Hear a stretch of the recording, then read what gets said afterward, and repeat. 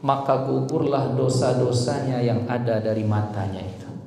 Jadi gugur jatuh bersamaan dengan kitratil mah, ya. Kalam Nabi yang menyebutkan bahwa dosa itu berguguran di saat butiran. Nabi tahu, ya, karena Nabi tahu kita ini banyak dosa, sekali dibasuh dosa itu habis.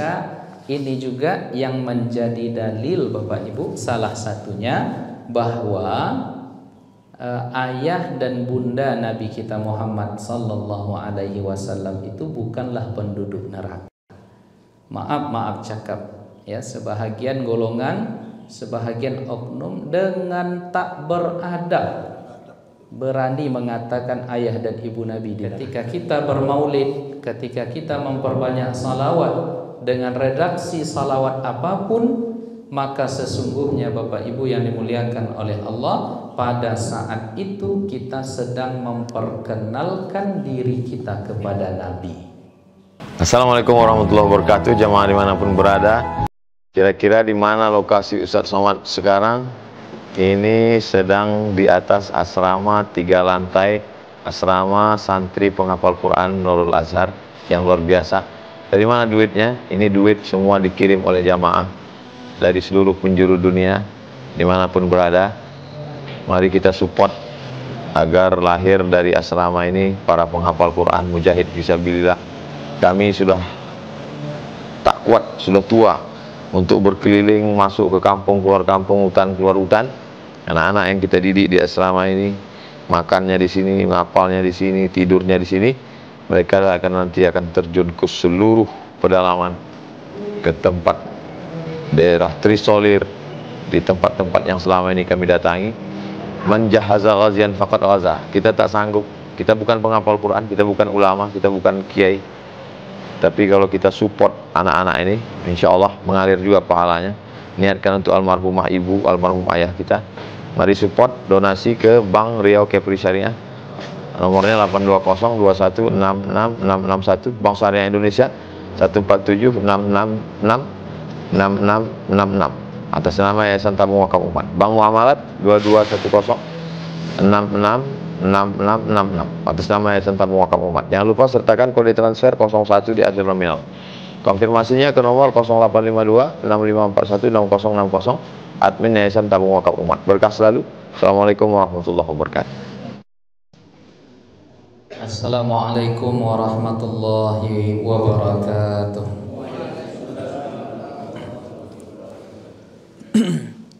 Bismillahirrahmanirrahim. Alhamdulillahi rabbil alamin. Hamdal hamidina, hamdal mustaghfirina, hamdal syakirin. Hamdan yuwafi ni'amahu wa yukafi'u mazidahu. Ya Rabbana lakal hamdu kulluhu kama yanbaghi li jalali wajhikal karimi wa 'azimi sultanik. Asyhadu an la ilaha illallah wahdahu la syarika lah, wa asyhadu anna Muhammadan abduhu wa rasuluhu la nabiyya wa la rasula ba'dah. Allahumma salli wa sallim wa barik wa an'im ala sayyidina Muhammadin wa ala alihi wa sahbihi wa man tabi'ahu bi ihsanin ila yaumiddin. Allahumma inna asbahna fi ni'matin wa afiyatin wa sitrin, fa atimma alaina ni'mataka wa afiyataka wa sitraka fid dunya wal akhirah. Allahumma la sahla illa ma ja'altahu sahla, wa anta taj'alu as-sa'ba idza syi'ta sahla. Subhanakallahumma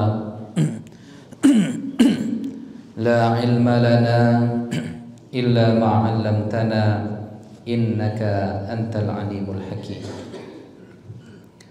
Alim ulama, cerdik pandai, tokoh masyarakat, orang tua kami, besar tak disebut gelar, kecil tak dihimbau nama, umumnya hadirin hadirat, bapak-bapak, ibu-ibu, sidang jamaah salat subuh yang dimuliakan oleh Allah Subhanahu wa ta'ala. Kita kembali bersyukur kepada Allah dengan mengucap alhamdulillah pada pagi ini. Allah hidupkan kita kembali dan Allah letakkan kita di majelis dan barisan hamba-hambanya yang bisa rukuk dan sujud kepadanya. Yang kita mohonkan kepada Allah, mudah-mudahan semua yang kita lakukan ini memberatkan timbangan kebaikan kita di akhirat kelak. Amin ya rabbal alamin. Kita bersalawat kepada Nabi kita Muhammad sallallahu alaihi wasallam. Allahumma salli ala sayyidina Muhammad wa ala alihi wa sahbihi ajma'in. Bapak Ibu hadirin hadirat yang dimuliakan oleh Allah Subhanahu wa taala, sebelum kita mengkaji kembali kitab Maqasidul Ibadah, mari terlebih dahulu untuk membuka rahmat dan kasih sayang Allah, kita bersama-sama bersalawat kepada Nabi kita Muhammad sallallahu alaihi wasallam. Salatullah salamullah ala taha rasulillah. Salatullah salamullah ala yasin habibillah. Tawassalna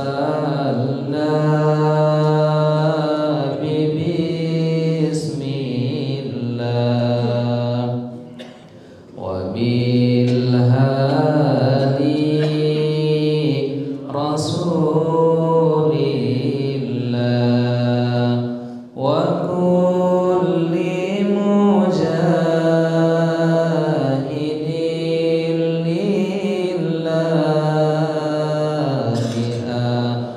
lil badri ya Allah. Ilahi sallimil ummah minal afati wan niqmah wa min hammi wa min ummah lil badri ya Allah. Salatullah salamullah ala taha rasulillah.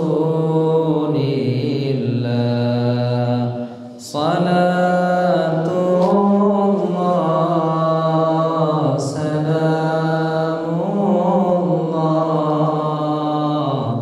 ala yasin habibillah.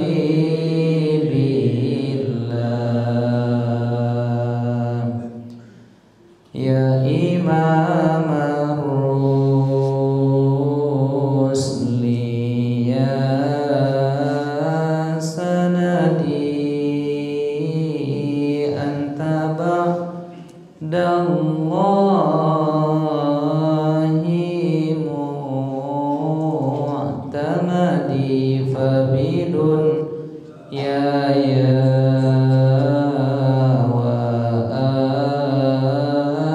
akhirati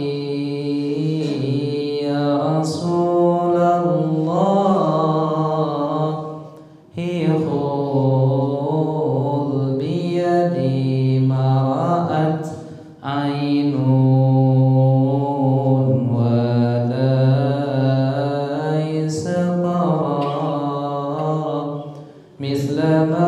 misla taha fil wara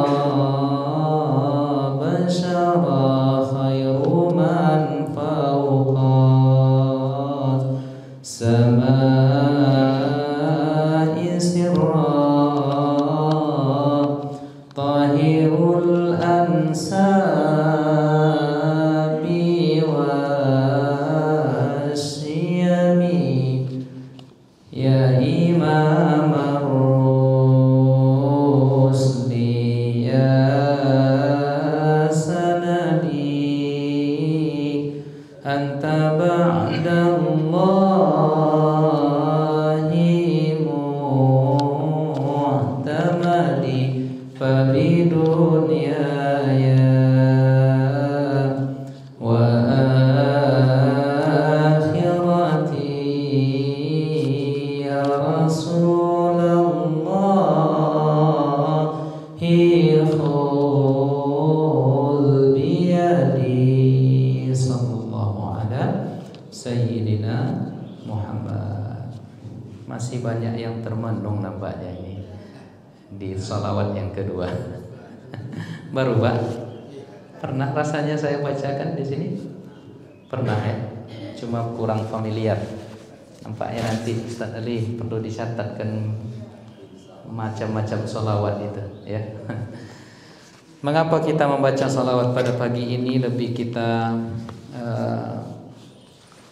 bacakan Bapak Ibu sekalian, karena pembahasan kita sekarang di dalam teks kitab Maqasidul Ibadat itu adalah tentang bacaan di tahiyat akhir, di mana setelah kita bersyahadat asyhadu alla ilaha illallah wa asyhadu anna muhammadar rasulullah.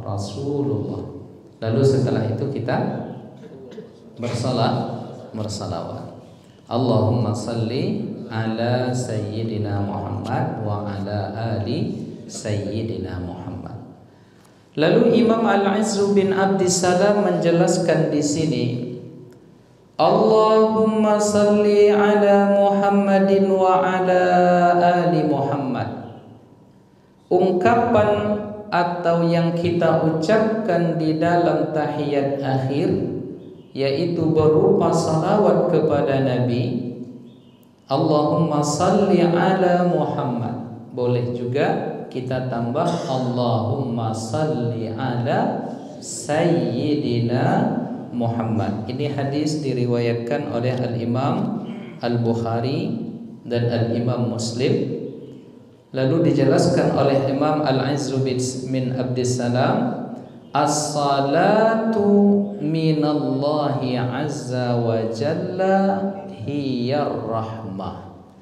Jadi salawat kepada Nabi itu yang kita mintakan kepada Allah, makna salli di sana adalah rahmah. Jadi ketika kita mengucapkan Allahumma salli ala Muhammad, ya Allah sampaikanlah salawat kami kepada Nabi Muhammad, maknanya adalah ya Allah berikan rahmat Engkau kepada Nabi Muhammad sallallahu alaihi wasallam.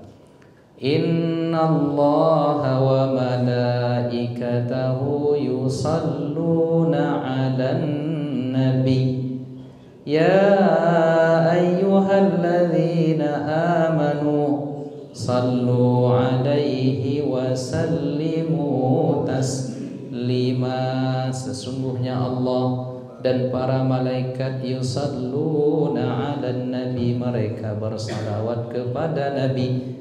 Jadi apa maksud salawat Allah kepada Nabi? Maknanya diantaranya juga adalah Allah merahmati Nabi Muhammad sallallahu alaihi wasallam. Wa qad sara hadzal lafdhu syi'aran fi haqqin nabi.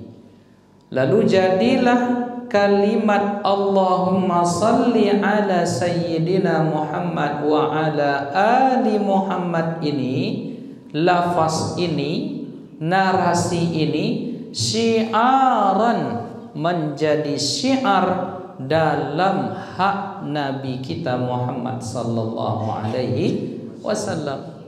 Artinya salawat ini adalah syiar untuk Nabi kita Muhammad Salawat ini adalah pemberitahuan kita bahwa kita mencintai Rasulullah dan permintaan kita kepada Allah agar rahmat itu tercurahkan kepada Nabi, dan apabila rahmat itu sudah ada pada Nabi, mengalir pula rahmat Nabi itu kepada kita dalam bentuk syafaat.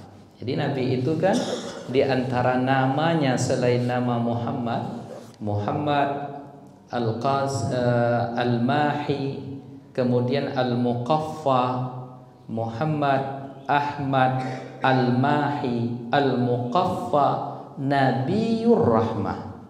Jadi namanya yang kelima adalah Nabiyur Rahmah, Nabi yang membawa rahmat. Wa ma arsalnaka illa rahmatan lil alamin. Jadi salawat kepada Nabi Muhammad itu pada ujungnya nanti adalah rahmat dari Allah diberikan kepada Nabi. Nabi mengalirkan nikmatnya, rahmat yang ada padanya itu dalam bentuk syafaat kepada umatnya. Maka sering kita sampaikan, ketika kita bermaulid, ketika kita memperbanyak salawat dengan redaksi salawat apapun, maka sesungguhnya Bapak Ibu yang dimuliakan oleh Allah, pada saat itu kita sedang memperkenalkan diri kita kepada Nabi. Link yang kuat dengan Nabi kita Muhammad sallallahu alaihi wasallam. Kalau sehebat apapun lah handphone kita, kalau linknya, sinyalnya tak ada, connect tidak Bapak Ibu? Enggak kan? Ya, sehebat apapun lah. Sekarang kan ada handphone yang bisa dilipat-lipat itu Pak. Ya, lipat ke kiri, lipat ke kanan, mantap juga saya tengok itu. Ya, tapi sehebat apapun dia, kalau tak ada sinyal macam mana? Bisa enggak kita ngontek nanti Pak Asisten 1 gitu kan? Enggak bisa, sehebat apapun lah. Ya, mau handphone saya misalnya. Bisa kita mengontek nanti Pak Imam, tak bisa karena tidak ada koneksi. Ya, tidak ada koneksi kita. Maka saat kita bersalawat kepada Nabi itu di dalam salat, ya, setelah Allah menyebut namanya, disebutkan pula Nabi kita Muhammad dan diarahkan pula kita untuk bersalawat kepada Nabi, maka lafaz salawat Allahumma salli ala Sayyidina Muhammad itu menjadi syiar haknya Nabi Muhammad sallallahu alaihi wasallam. Fala yutlaqu ala ghairi. Makanya kalimat Allahumma salli ala Muhammad, Allahumma salli kepada yang lain itu tidak boleh diucapkan kecuali diperuntukkan hanya kepada Nabi Muhammad. Maka tidak ada istilah Allahumma salli ala Abi Bakar, Allahumma salli ala Umar, Allahumma salli ala Utsman, Allahumma salli ala Ali bin Abi Thalib. Tidak ada, karena salli ala itu syiar untuk Nabi, tak boleh dipakai kepada selainnya, karena Allah Subhanahu wa taala mengajarkan demikian. Yang boleh setelah Allahumma salli ala Muhammad wa ala alihi wa sahbihi ajmain, baru setelah itu wa ala alihi, keluarganya, wa sahbihi, dan para sahabat. Jadi yang di mukanya, di depannya syiar untuk Nabi itu terlebih dahulu Allahumma salli ala Sayyidina Muhammad. Jadi kalaupun diikutkan setelahnya itu ada para sahabat, kemudian para yang mengikuti Nabi Muhammad, kemudian para ahli baitnya, itu ala sabilit tabi'iyah namanya. Itu hanya untuk diikutkan saja. Tapi yang pertamanya kalimat Allahumma salli ala Muhammad itu mutlak untuk Nabi kita Muhammad sallallahu alaihi wasallam. Jadi jangan pula dirangkai-rangkai salawat nanti Allahumma salli ala Abu Bakar. Tak ada itu. Ya, atau ada misalnya ingin bersalawat mendoakan karena katanya salli itu maknanya rahmat, ya Allah rahmatilah imam masjid. Lalu dibuatnya, dirangkainya kalimat Allahumma salli ala Ustadz Ali. Boleh apa tidak itu Ustaz? Tak boleh, karena ini mutlak kata-kata salli itu untuk Nabi kita Muhammad sallallahu alaihi wasallam. Jadi adapun setelahnya itu nanti itu ala sabilit tabi'iyah, itu hanya untuk diikutkan setelah menyebutkan Nabi kita Muhammad sallallahu alaihi wasallam. Nah, lalu bagaimana kalau Nabi sendiri yang memakai kalimat itu? Ya, misalnya Nabi Muhammad mengucapkan kalimat Allahumma salli ala abi wa ummi. Ya Allah, sampaikanlah salawat kepada ayah dan ibuku. Maksudnya ya Allah rahmati ayah dan ibuku. Boleh tidak Nabi Muhammad menggunakan kalimat itu terhadap siapa yang dia kehendaki? Maka disebutkan oleh Imam Al-Izzu bin Abdissalam di sini, hadza fi haqqina. Jadi hak kita, yang etika adat kita dalam bersalawat itu hanya untuk Nabi redaksi kalimat tadi. Lalu tentang hak Nabi, dia memakai redaksi yang sama itu untuk siapapun yang dia kehendaki, itu tidak masalah. Ya, kita yang tak boleh mengucapkan Allahumma salli ala Ustadz Ali, itu tak boleh. Tapi kalau Nabi ke siapapun yang dia kehendaki, amma fi haqqihi, adapun hak Nabi, falahu ayyusalliya ala mayyasha, dia boleh meredaksikan salawat dalam artian doa kepada yang dia inginkan, siapapun itu. Maka ada di dalam riwayat Nabi Muhammad itu pernah suatu ketika berucap Allahumma salli ala abi wa ummi. Ya Allah, ya, berikanlah rahmatmu, ya, yang engkau berikan kepada ayah dan ibuku. Maka ini juga yang menjadi dalil Bapak Ibu, salah satunya bahwa ayah dan bunda Nabi kita Muhammad sallallahu alaihi wasallam itu bukanlah penduduk neraka. Maaf cakap, ya, sebahagian golongan, sebahagian oknum dengan tak beradab berani mengatakan ayah dan ibu Nabi di neraka. Ya, awak aja disobek model itu, ibu hati wala Pak. Ya, ayah saya dah meninggal nih. Ada yang bilang ayah kau di neraka. Saya sumpel mungkin muncungnya itu muncung Pak. Ya, itu saya putar sedikit lehernya itu, masukkan ke goni, campakkan ke Sungai Kampar. Ya, sedih kita Pak. Ya, apalagi Nabi kita Muhammad sallallahu alaihi wasallam. Makanya kata Rasul, la azalu ataqallabu baina aslabit tahirin ila arhamit tahirat. Jadi saya ini secara nasab berpindah-pindah dari tulang sulbinya at-tahirin, orang-orang yang suci, ila arhamit tahirat, masuk berganti-ganti ke rahim-rahimnya orang-orang wanita-wanita yang suci pula. Mungkinkah orang suci, laki-laki yang suci, perempuan yang suci berada di neraka?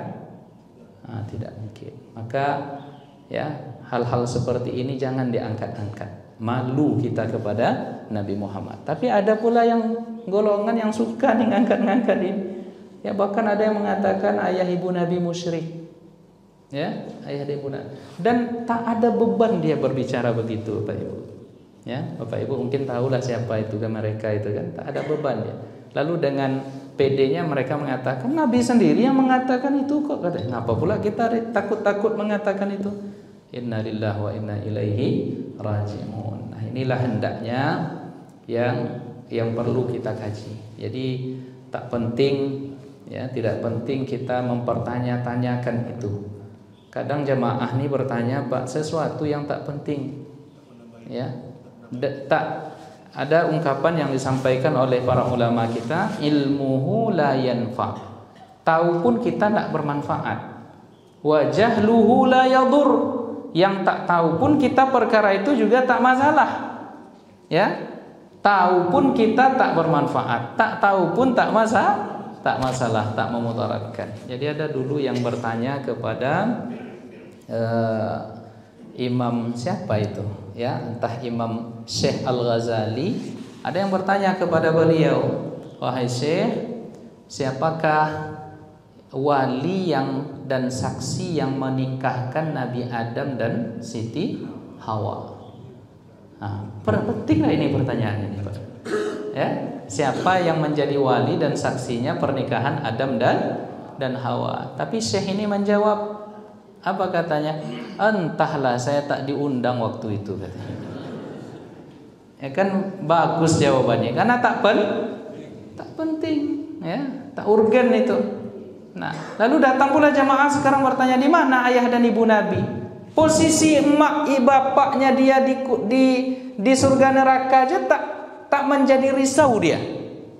Harusnya dia lebih risau ayah dan ibunya. Kalau sudah meninggal hendaknya dia jangan mempertanyakan ayah dan ibu Nabi. Ayah dan ibu dia yang harusnya dia pertanyakan. Doakan Rabbi firli warhamni wajburni warfa'. Kok ke situ pula? Ini tandanya karena emosi ini, Pak. Dan tanda belum sarapan juga ini. Agak emosi kita dibuatnya kalau udah masuk perkara-perkara ini nih. Rabbi firli wa liwalidayya warhamhuma kama rabbayani shaghira. Jadi ada yang mempertanyakan begitu, padahal ayah ibunya misalnya sudah meninggal tak dipertanyakan. Kan tidak penting itu. Ya, ada lagi yang bertanya, apa hukumnya darah nyamuk? Ya, misalnya nyamuk, kita lagi sholat, nempel nyamuk ke kita tepuk, ya, muncrat darahnya. Gimana darahnya itu? Kan bawa, kalau darah kan najis. Kalau bawa najis tak sah sholat. Ada yang bertanya itu kepada Syekh Muhammad Al-Ghazali dulu. Marah Syekh Muhammad Al-Ghazali. Ya, karena orang ini terindikasi Syiah. Dia bertanya tentang darah nyamuk. Kau bertanya tentang darah nyamuk, tapi darah Imam Husain yang tertumpah, ya kau diam saja. Jadi memang kadang-kadang kita ini perlu marah-marah juga ke jemaah, nampaknya. Boleh Ustaz yang bertanya seperti itu. Ya, sesekali ya, kalau memang tak tepat. Ada lagi jemaah yang bertanya kepada seorang syekh waktu itu, "Syekh, kami mandi di sungai, ya, di aliran air di sungai. Ya, tentu kan kalau mandi itu agak buka aurat sedikit, terbuka aurat tuh sedikit. Nah, apakah kami menghadap kiblat atau membelakangi kiblat?" katanya. "Macam mana itu, Syekh?" Jadi kata Syekh ini, tengok sajalah di mana tadi kau meletakkan kain bajumu dan handuk. Ya, khawatirnya nanti diambil orang. Ya, jadi jangan pikirkan mau menghadap kiblat atau membelakangi kiblat. Tengok ke tempat di mana tadi kau meletakkan handuk. Beko dibawa di bawah, beko baca itu. Ya. Atau hanyut handuk dan kain tadi. Jadi ya, ada pertanyaan-pertanyaan yang sesungguhnya ya tak menambah keimanan, dan tak tahu pun kita jawabannya juga tidak mudarat untuk kita. Maka jangan ya, Bapak Ibu nanti mempertanyakan di mana ayah ibu Nabi, ya, diangkat-angkat masalah itu ayah ibu Nabi musyrik, ya, la ilaha illallah, ini tidak penting ya sama sekali. Nah, jadi ini menjadi dalil bahwa Nabi kita Muhammad sallallahu alaihi wasallam pernah membuat redaksi Allahumma salli ala abi wa ummi. Kalau Nabi yang membuat begitu ya terserah beliau. Ya, karena Rasulullah itu punya hak prerogatif yang spesial yang tidak dipunyai oleh kita. Nah, falahu tasarrufu fihi kaifa sya'. Nabi Muhammad sallallahu alaihi wasallam itu boleh dia mengucapkan, bertindak, melakukan apapun yang dia lakukan bi khilafi ummati, berbeda dengan umatnya, karena Nabi Muhammad ada hak spesial yang disebut dengan khasais dan khususiyah.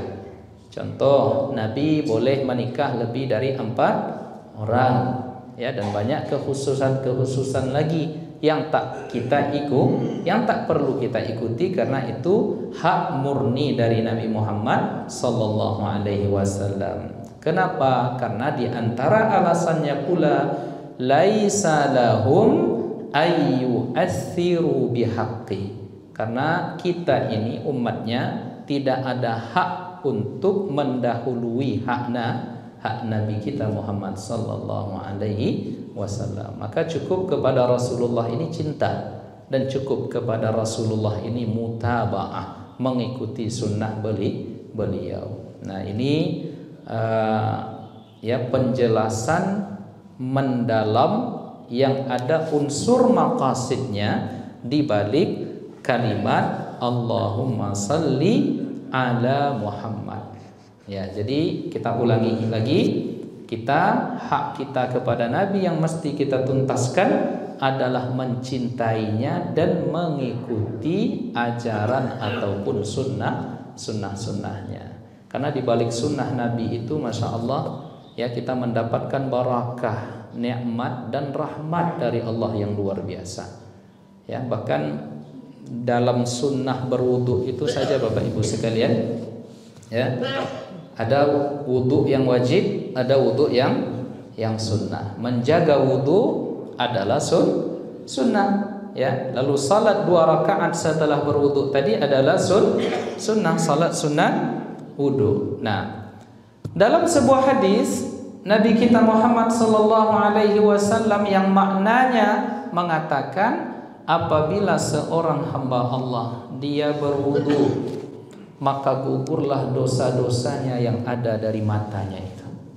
Jadi gugur, jatuh bersamaan dengan kitratil mah, ya, tetesan demi tetesan air wudu itu jatuh pula dosa yang menempel, melekat di wajah. Apa yang ada di wajah ini anggotanya? Mata, hidung, ya, mulut, lisan kita. Maka turun semuanya itu, kata Nabi. Lalu setelah itu mencuci tangan, hilang dosa dari tangan-tangan itu. Ya, kepala, telinga yang disunnahkan, kaki. Nah, apa ini rahasianya Bapak Ibu sekalian? Ternyata, ya, kalam Nabi yang menyebutkan bahwa dosa itu berguguran di saat butiran-butiran air wudu itu jatuh ke bawah. Benar kalam Nabi itu rupanya, karena Nabi tahu, ya, karena Nabi tahu kita ini banyak dosa, sekali dibasuh dosa itu habis. Nah, ternyata pengetahuan Nabi tentang dosa yang gugur sebagaimana yang ia kalamkan itu, dosa itu turun, diwariskan oleh Allah kepada ulama-ulama yang mereka adalah para aulia Allah. Itu ternyata ada di antara mereka itu yang dibukakan kalbunya oleh Allah, batinnya dibukakan oleh Allah, sehingga ia bisa mendeteksi apa dosa yang dilakukan oleh umat Nabi Muhammad ini dari air wudu yang jatuh setelah ia wudu tadi. Bisa dideteksinya Pak oleh para wali Allah itu, ya. Dosa apa yang mendominasi dari diri kita itu ketika berwudu, jatuh air wudu itu, dari sisa air wudu itu bisa terdeteksi oleh hamba-hamba Allah yang soleh itu ini dosanya apa. Nah, ada sebuah kisah yang bersumber dari Al-Imam Al-A'zam An-Nu'man bin Sabit. Nama lengkapnya, nama aslinya An-Nu'man bin Sabit, digelari dengan Al-Imam Abu Hanifah. Mazhabnya adalah mazhab Hanafi. Nah, suatu ketika, ya, Al-Imam Hanafi ini masuk ke tempat wudu di sebuah masjid di Kufah. Di sana beliau menemukan ada seorang pemuda yang sedang berwudu, ya. Lalu setelah Imam Hanafi melihat tetesan demi tetesan air wudunya tadi dari pemuda tadi, ya, Imam Hanafi berkata kepada pemuda tadi. Apa kata Imam Hanafi? Ya waladi tub an huquqil walidain.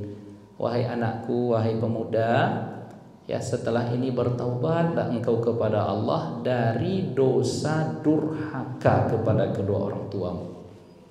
Terkejutlah pemuda tadi Bapak Ibu. Ya, kok tahu imam ini?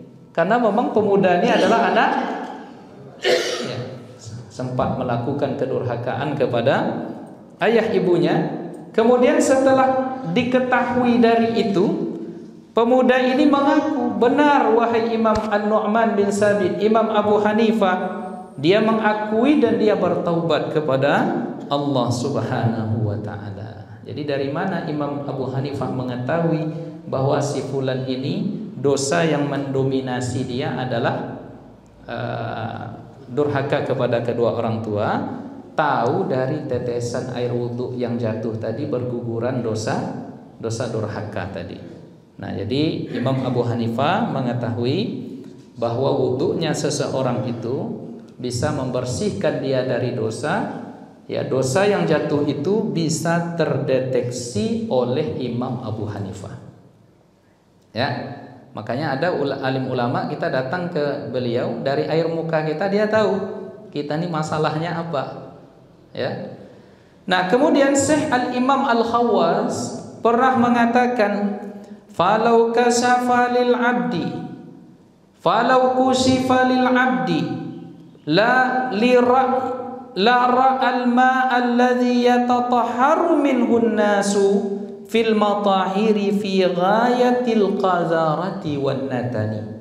Ini kata Al-Imam Ali Al-Khawwas. Jadi kata beliau, jika seorang hamba Allah ini diberikan kemampuan kasyaf, dibukakan mata batinnya oleh Allah, maka dia akan bisa melihat bekas air wudhunya yang jatuh itu sangat kotor dan bau. Ya, karena bersamaan dengan berwudhu tadi, air tadi jatuh menggugurkan dosa. Dan dosa itu sesungguhnya adalah aromanya bau sekali. Ya. Makanya ditutup oleh Allah. Allah kan Maha As-Sittir, Maha Ghaffar, Maha menutup dosa. Karena kalau dosa kita ini diberikan aroma, tak ada satupun makhluk yang siap hidup di muka bumi ini, Bapak Ibu. Ya, karena dosa kita ini punya aroma. Maka kata Syekh Ali Al-Khawwas, jika seorang hamba diberikan kasyaf, ya, keterbukaan batin oleh Allah, maka dia akan bisa melihat bekas air wudhu itu sangat kotor dan bau. Inilah sebabnya para ulama menasihati. Jadi Nabi juga menasihati kalau kita terpeleset membuat dosa, segera wudhu. Maka salat sunat taubat. Ama min muslimin, ya, tidaklah seorang muslim dia yaznibu zamban, ya, dia melakukan sebuah dosa, fayatatahharu, lalu dia pergi berwudu, lalu dia salat 2 rakaat salat sunat taubat, maka Allah ampunkan dosa-dosanya. Nah, itulah, ya, itulah kenapa Nabi mengatakan begitu, karena memang dosa itu gugur bersamaan dengan air yang jatuh dari wudu kita tadi. Nah, coba kiranya Bapak Ibu, ya, adalah Imam Abu Hanifah sekarang, wudu kita sama-sama dengan beliau di situ. Apalah yang akan disampaikannya ke kita nanti, ya? Atau ada Bapak Ibu yang punya kemampuan itu? Kalau ada, saya ingin berwudu dengan Bapak Ibu yang punya kemampuan itu. Ada, Pak? Oh, Pak, ikut monong kok dek belum sarapan atau macam mana gini kan? Atau memikirkan air wudu tadi, ya? Jadi begitu Bapak Ibu sekalian yang dimuliakan oleh Allah Ta'ala. Jadi tugas kita kepada Nabi itu adalah cinta, setelah itu mutaba'ah, mengikuti sunnahnya, dan diantara sunnah-sunnah kecil itu kita amalkan. Berdosa kita wudu cepat, ya, salat sunat taubat. Kemudian kalaupun kita tak akan salat wajib, jaga juga wudu itu, karena setiap kali berwudu dosa-dosa kita akan hilang dan dihapuskan oleh Allah Subhanahu wa Ta'ala. Coba tengok betapa nikmatnya kita menjadi umat Nabi Muhammad, sedangkan umat lain apabila mereka berdosa, cara diampunkan dosa itu bahkan ada yang harus bunuh diri dulu. Nah, sedangkan kita diantaranya hanya dengan berwudu, diantaranya hanya dengan melangkahkan kaki ke masjid, diantaranya hanya dengan hadir di majelis ilmu, ya. Kata Allah kepada malaikat, apa kata Nabi? Dalam sebuah hadis, apabila kalian melihat majelis zikir, majelis ilmu, maka singgah di sana, karena di sana ada para malaikat yang dinamakan dengan sayyarat. Malaikat berjalan mencari-cari, terbang mereka di mana majelis ilmu berada. Jika mereka temukan di sana ada majelis ilmu, mereka hadir bertengger datang dan mendoakan semua yang hadir itu. Di antara doa malaikat terhadap orang yang hadir di majelis ilmu, Allahumma ufir lahum, ya Allah ampuni dosa mereka. Maka potensi kita masuk surga itu besar, Bapak Ibu. Ya, seperti apapun lah masa lalu kita, kuat-kuatkanlah keyakinan, insya Allah masuk surga. Ya, kalaupun transit nanti jadilah. Ya, mau transit Pak? Enggak, langsung. Iwana ya, mohonlah kita kepada Allah agar diberikan nanti dengan salawat kita itu rahmat dari Allah yang bercucur kepada Nabi, yang akhir cucuran rahmat itu Nabi berikan kepada kita melalui salawat, melalui syafaat disebabkan oleh salawat kita kepada Nabi Muhammad sallallahu alaihi wasallam. Nah, lalu sedikit kita tambahkan bahwa setelah kita bersalawat kepada Nabi Muhammad, kita lanjutkan kalimat di dalam doa tahiyat itu, zikir tahiyat itu, Allahumma salli ala sayyidina Muhammadin wa ala ali sayyidina Muhammad kama sallaita ala sayyidina Ibrahim wa ala ali sayyidina Ibrahim wa barik ala sayyidina Muhammadin wa ala Ali Sayyidina Muhammadin kama barakta ala Sayyidina Ibrahim wa ala ali Sayyidina Ibrahim fil alamin innaka hamidum majid. Atau dalam riwayat Bukhari, innaka hamidum majid, langsung tanpa ada kalimat fil alamin. Nanti redaksi salawat itu pada aspek fikihnya akan kita jelaskan bahwa apa yang kita amalkan ini diantaranya adalah mengamalkan ya hadis-hadis dalam riwayat-riwayat lain, sekalipun dalam riwayat Bukhari tidak terdapat kalimat fil alamina. Yang ada hanyalah langsung innaka hamidum majid. Nah, fa in qila, lalu jika ada yang mengatakan atau dikatakan setelah bersalawat kepada Nabi, kita salawat kepada Nabi Ibrahim dalam artian kama sallaita ala Ibrahim. Jadi setelah kita bersalawat kepada Nabi, kita minta kepada Allah, ya Allah, kami bersalawat kepada Nabi Muhammad, berikan rahmat kepadanya sebagaimana Engkau berikan rahmat kepada Ibrahim dan keluarga Nabi Ibrahim. Kenapa? Karena innaka hamidun majid, Engkau layak dipuji ya Allah, Engkau maha terpuji. Lalu hadza yusyir, ini seolah-olah redaksi kalimat ini memberitahukan kita ya agaknya bi anna Ibrahim, sesungguhnya Nabi Ibrahim itu afdalu min nabiyina, lebih afdal dari Nabi Muhammad. Jadi muncul kesan itu karena dalam salawat tadi Allahumma salli ala Muhammad wa ala ali Muhammad kama sallaita ala Ibrahim wa ala ali Ibrahim, cucurkanlah rahmatmu kepada Muhammad dan keluarga Muhammad sebagaimana Engkau mencucurkan rahmatmu ya Allah kepada Ibrahim dan keluarga Ibrahim. Maka seolah dari kalimat ini Nabi Ibrahim itu lebih afdal dari Nabi Muhammad, lebih utama daripada Nabi kita. Karena logikanya fa innal musyabbah dunal musyabbahi bihi, karena yang diserupakan tentu ya lebih rendah dari penyerupa daripada subjek yang diserupakan. Ya. Jadi kaedahnya begitu. Karena yang diserupakan tentu berada tingkatannya di bawah subjek yang diserupakan. Ustadz Ali ini mirip saya ya dalam kegantengan. Nah, atau kalimatnya saya mirip Ustadz Ali dalam kegantengan. Kira-kira kalimat pertama siapa yang lebih ganteng? Ustadz Ali mirip saya dalam kegantengan. Mana yang lebih ganteng?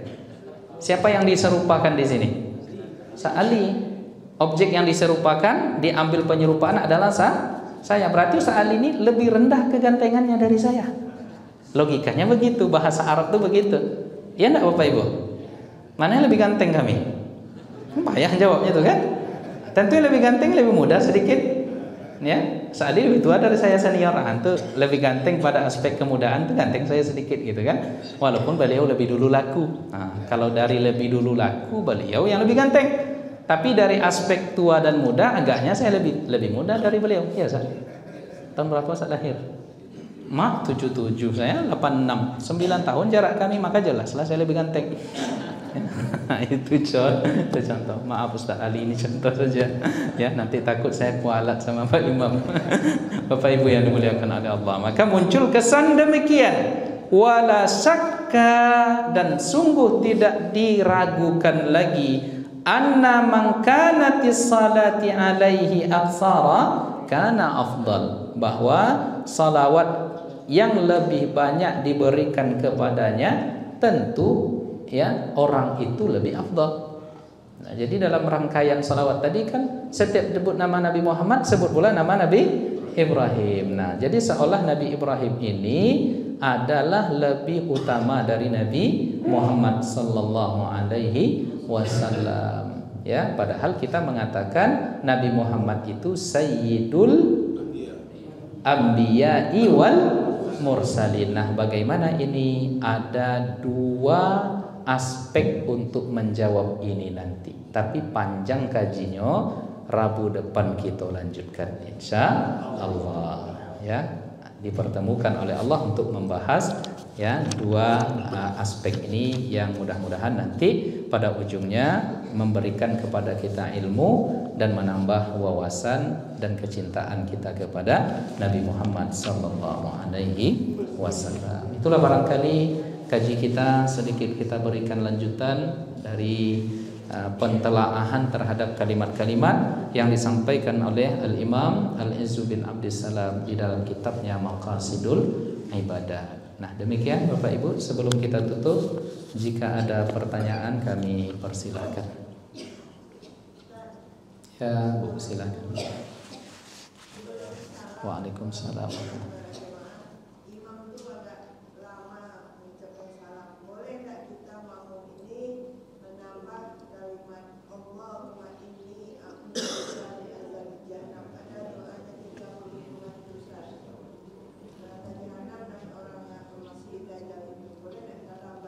Boleh Bu. Jadi ketika di tahiyat akhir kita sudah selesai membaca tahiyat. Fil alamina innaka hamidum majid. Ternyata Ustaz Ali belum salam. Ada kesempatan agak beberapa menit untuk kita mengucapkan doa. Di antara doanya apa? Ya seperti doa yang Ibu sebutkan tadi.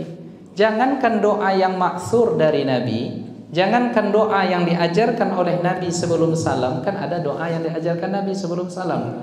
Allahumma inni a'udzubika min azabi jahannam wa min azabil qabri wa min fitnatil mahya wal mamat wa min fitnatil masihid dajjal. Itu kan doa-doa yang diajarkan oleh Nabi. Jangankan doa-doa maksur yang diajarkan oleh Nabi, doa yang kita rangkai sendiri pun boleh, asal dalam bahasa Arab, jangan bahasa kita. Ya, bahasa Arab misalnya apa? Allahumma ufirli wali walidayya, boleh. Atau ayah kita sudah meninggal, kita khususkan Allahumma ufirli wali abi wa ummi. Atau kita doakan ayah kita yang sudah meninggal, Allahumma ufir lahu warhamhu wa'afihi wa'fu anhu, boleh. Ya, jadi yang tak maksur dari Nabi pun boleh kita ucapkan di sebelum salam tadi, selama doa tersebut berbahasa Arab dan tidak bertentangan dengan yang maksur dari Nabi. Doa minta ampun kepada Allah untuk ayah kita kan tak bertentangan.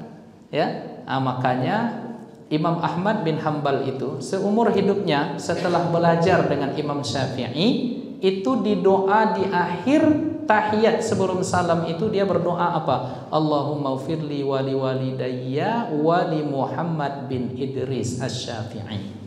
Ya Allah, ampunkan aku, kedua orang tuaku dan guruku yang bernama Muhammad bin Idris Asy-Syafi'i. Maka kalau meninggal saya dulu dari bapak ibu misalnya nanti. Nah, diucapkan Allahumma ufirli wali walidayya wali Ustadz Zul Ikrami. Atau Ustadz Ali yang duluan. Allahumma ufirli wali walidayya wali Ustadz Ali. Atau Pak Asisten satu yang duluan. Allahumma ufirli wali walidayya wali Pak Asisten satu. Tapi jangan sebut asisten satunya, batal nanti salatnya. Ya nama beliau. Siapa nama Pak Asisten satu? Pak Masrul, lupa pokoknya kami ingatnya Maulana aja beliau. Ya, dan lain sebagainya. Jadi boleh Bu ya. Apapun doa yang Ibu hafal, doakan di situ.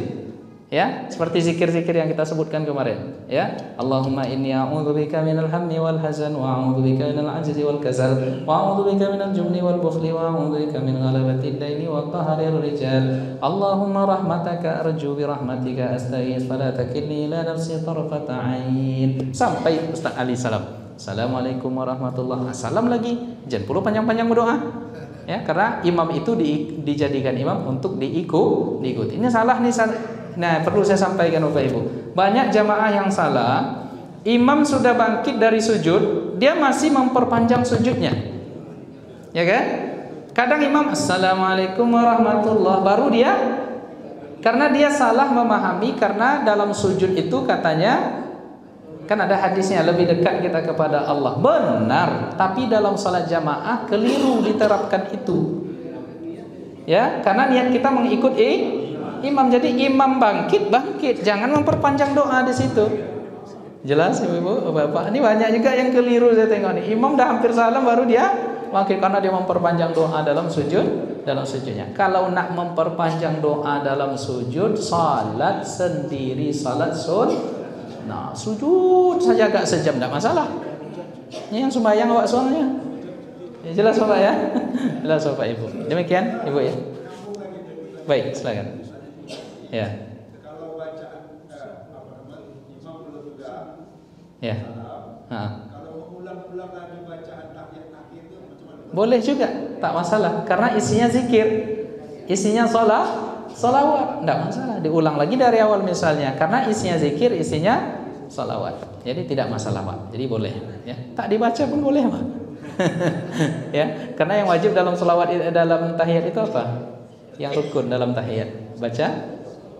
Nah, jadi boleh diulang, boleh dengan doa-doa. Setelah itu maka agak panjang-panjangkan sedikit, dikit ditambah dikit, tidak masalah juga sekali agak.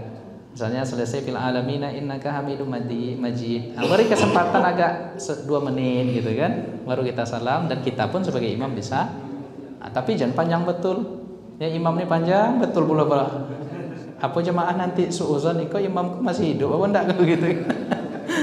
Ya. Demikian Bapak Ibu yang dimuliakan oleh Allah Subhanahu wa taala, kita tutup kembali dengan bersalawat kepada Nabi. Sallallahu rabbuna 'alan nuril mubin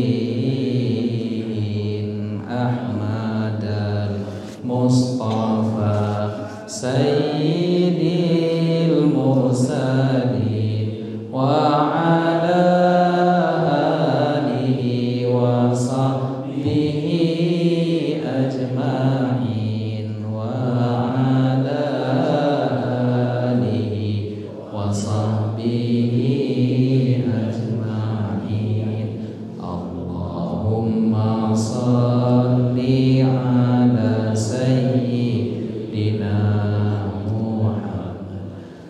aswili zalimin bizzalimin wa akhrijna min bainihim salimin wa ala alihi wa sahbihi ajma'in. Sallallahu rabbuna 'alan nuril mubin أحمد المصطفى سيد المرسلين وعلى آله وصحبه أجمعين وعلى آله وصحبه أجمعين وبالله التوفيق والهداية. Assalamualaikum warahmatullahi wabarakatuh.